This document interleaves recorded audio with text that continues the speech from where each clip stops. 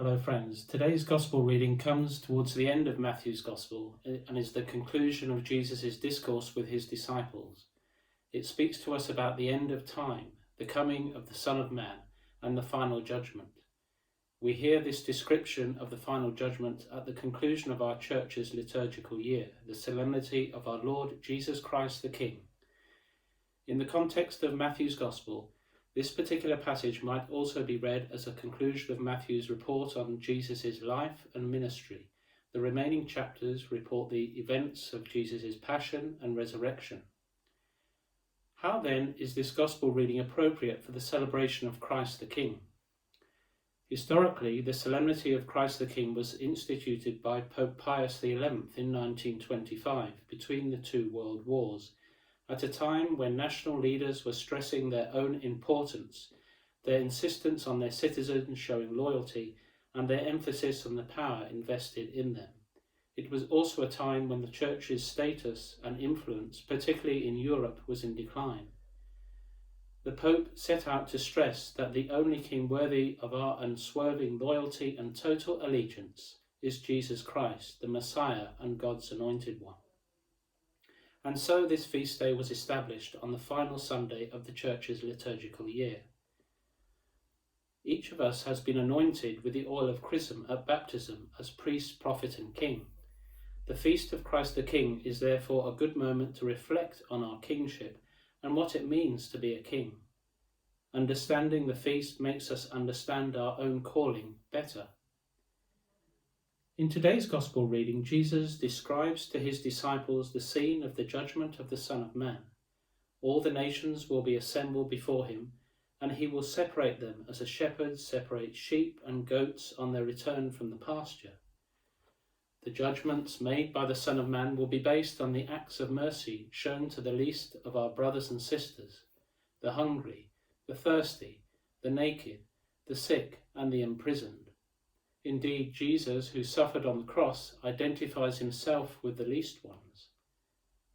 If we think back to last Sunday when we listened to the parable of the talents, this parable taught us that the gifts that we have been given are intended to be used for the service of others, especially the least among us.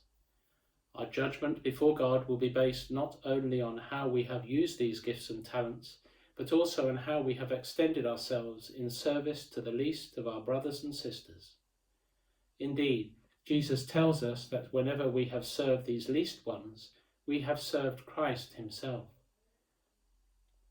We might consider at times it to be quite puzzling that during his life on earth, Jesus refused to have the title of king attributed to himself. He wanted nothing to do with power, pomp, and circumstance. His leadership was manifested mainly in service, especially service of the poor, the weak, and the forgotten. Indeed, we can recall that Jesus told the soldiers who arrested him that his kingdom is not of this world. In our Gospel reading today, those on Jesus' right-hand side were amazed to discover that what they had done in life was far more significant than they had realized. Only at the end of their lives did they realize that their ordinary, simple acts of kindness and consideration were in fact serving our Lord Jesus Christ the King. To their amazement, they discovered that there was a much deeper dimension to what they were doing than they had ever suspected. In attending to the ordinary, they were in reality engaging with the eternal. When did we see a stranger and make you welcome? Naked and clothe you, sick or in prison and go to see you? Jesus' reply was, insofar as you did this to one of the least of these brothers of mine, you did it to me. What they, in a matter-of-fact way, turned out to have eternal significance. In dealing with their broken, troublesome, and unfortunate neighbours, they were in reality dealing with the Lord of the universe. What they had been doing was far more significant than they could ever have dreamt, and had consequences far beyond what they realized at the time. It can be difficult for us to realize that in our ordinary dealings with each other, we are in a real sense dealing with our Lord, and that is particularly true when we are confronted with others in all their brokenness and need. It is in the ordinary, everyday affairs of life that we are responding to our Lord. The care that someone gives to a sick relative or friend is care given to our Lord, whether that is realized or not. The welcome that we give to a stranger who feels vulnerable in a foreign environment is a welcome given to our Lord. The way that we relate to prisoners or ex-prisoners reveals how we relate to our Lord. When we read today's Gospel passage in the context of the chapters that follow in Matthew's Gospel, we learn the extent to which Jesus identifies with the least ones.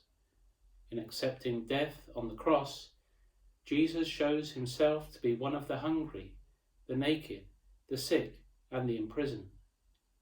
To accept Jesus is to accept him who suffered and died on the cross as one of the least ones.